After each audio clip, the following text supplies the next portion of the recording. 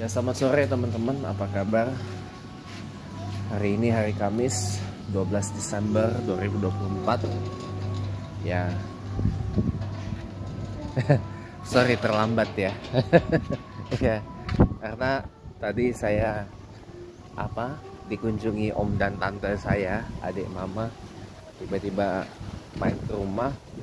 Pas saya lagi tidur siang, nanti datangnya. Bangun-bangun jam 4 tadi. Cepat sore. Iya.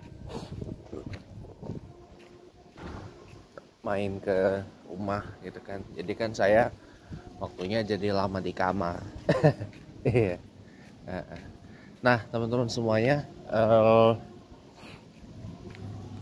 sebenarnya kalau Anda tanya saya tuh orangnya seneng ditamuin apa enggak sih?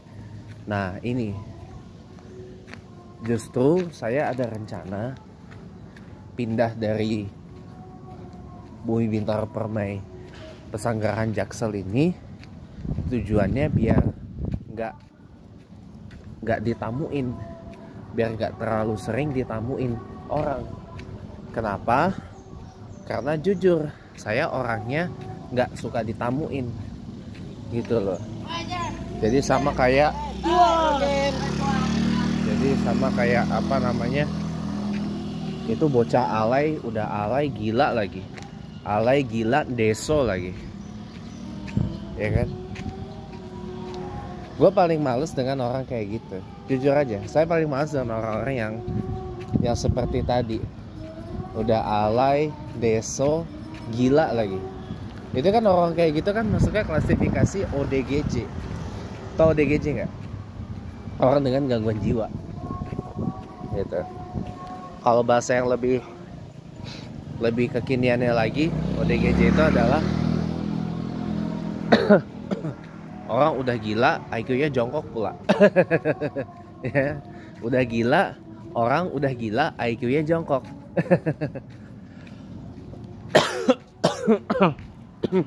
Ya, sadar gak sih kalau IQ kita itu masuknya kategori rendah gitu loh.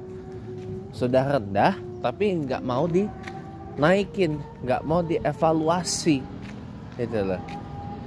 Kita tuh dibandingkan dengan negara tetangga aja, IQ kita udah jauh. Tahukah Anda negara dengan IQ tertinggi di dunia itu, IQ rata-rata penduduknya tertinggi di dunia adalah, ironisnya, tetangga kita sendiri, Singapura. Dengan rata-rata IQ penduduknya itu 108. Disusul nomor 2, nomor 3 itu Jepang, Korea Selatan. IQ-nya kalau saya nggak salah masih 100 berapa gitu, 100 kecil lah. Sadar gak sih kalau IQ kita ini jongkok banget sebenarnya, di angka 78 ya.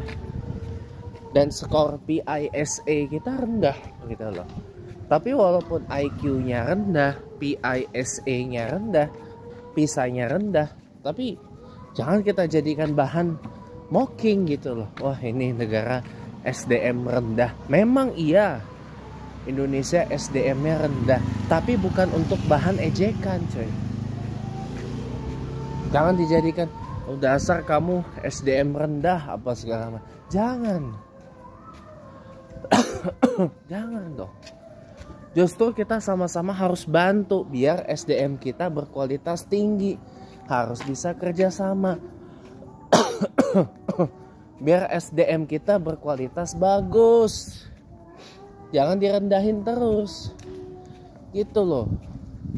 Bagaimana caranya? Ya kita tingkatkan kualitas pendidikan kita bagaimana. Nah, paling penting adalah kita didik. Kita doktrin bahwa ketika seseorang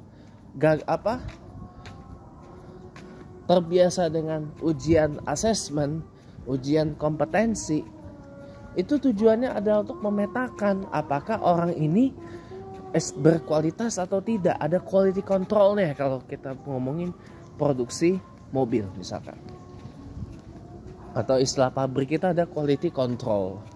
ada pengujian kualitas, ada quality test ya. Nah, quality test atau quality controlnya kan lewat ujian assessment.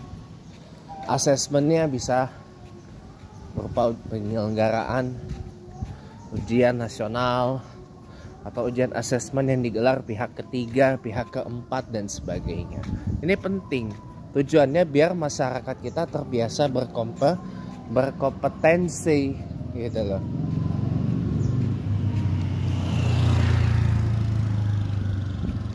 Gitu loh. Terbiasa berkompetensi dan terbiasa berkompetisi gitu loh. Agar kedepannya nggak kayak tadi, manusia seperti tadi yang seringkali dibilang netizen itu SDM rendah. Yang tadi saya bilang udah alay, deso, kampungan lagi. Dan itu namanya ODG, gila lagi. Namanya ODGJ. Orang udah geblok, orang udah gila, IQ-nya jeblok lagi. IQ-nya jongkok lagi. Iya. Makanya mari kita sama-sama sadar diri, kita muhasabah yuk sebagai bangsa dan negara. Tapi jangan juga kata SDM rendah itu kita jadikan bahan perleluconan. Jangan, nggak boleh. Nggak boleh gitu. Justru harus di nomor 1 gitu. Justru kita harus ditingkatkan.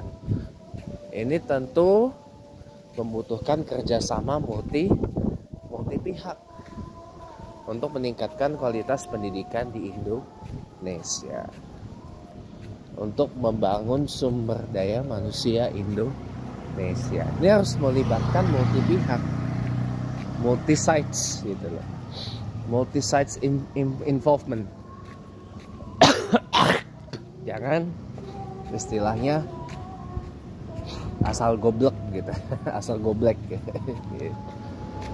Makanya ini kelak kalau saya jadi presiden di Indonesia suatu hari nanti ya, pembangunan SDM ini akan dinomorsatukan. Sebenarnya memang pembangunan SDM itu sudah dijanjikan akan dinomorsatukan oleh Bapak Presiden Jokowi di periode kedua beliau, di periode 2019-2024. Nah, akan tetapi kan mohon maaf gitu ya, satu, terganggu oleh pandemi virus corona. Yang kedua, ternyata masih banyak proyek infrastruktur yang belum selesai.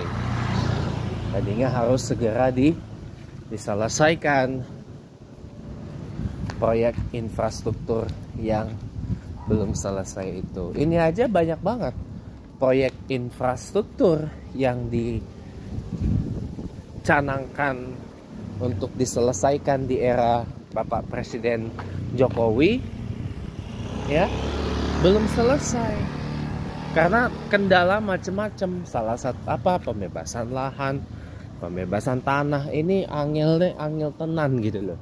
Kalau udah ngomongin pembebasan tanah, pembebasan lahan, susahnya bukan main, teman-teman. Susahnya bukan main. Ini kemudian yang menjadi masalah di IKN. Masalah IKN itu ini salah satunya. Masalah pembebasan tanah. Pembebasan tanah, dan tanah itu ternyata ada sebagian tanah di IKN itu adalah milik masyarakat adat Dayak gitu. Makanya jadi ya rumit lah kalau untuk urusan pertanahan di IKN itu. Makanya saya berpikiran ya sudah sepantasnya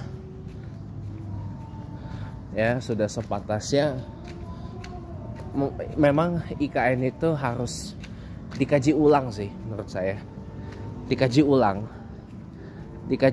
agar jangan sampai akan jadi white elephant di masa depan gitu loh. White Elephant itu proyek yang tadinya digembar-gemborkan proyek raksasa, anggarannya besar, tapi ujungnya mangkrak, gak jadi gitu loh. Nah, jadi kalau saran saya sih sebaiknya dikaji ulang sih IKN itu, dikaji ulang untuk diselesaikan, terutama mengenai masalah pertanahannya gitu loh. Karena masalah pertanahan di Indonesia ini kompleks teman-teman, rumit.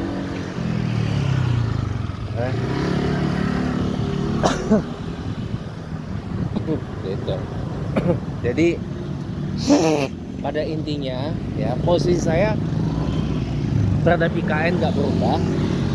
Ya konon sudah diketuk palu, sudah jadi law, sudah jadi undang-undang, ya berarti harus segera diselesaikan. Tidak bisa di repeal gitu. Kecuali ada keinginan untuk melakukan repeal atau penarikan undang-undang IKN, yang berarti pembangunan IKN-nya di stop. Tapi kalau saya lebih baik diselesaikan apa pembangunan IKN-nya, sekaligus diselesaikan apa yang kira-kira menjadi kendala dari pembangunan IKN. Terima kasih kalau udah nonton. Selamat sore, sampai jumpa lagi.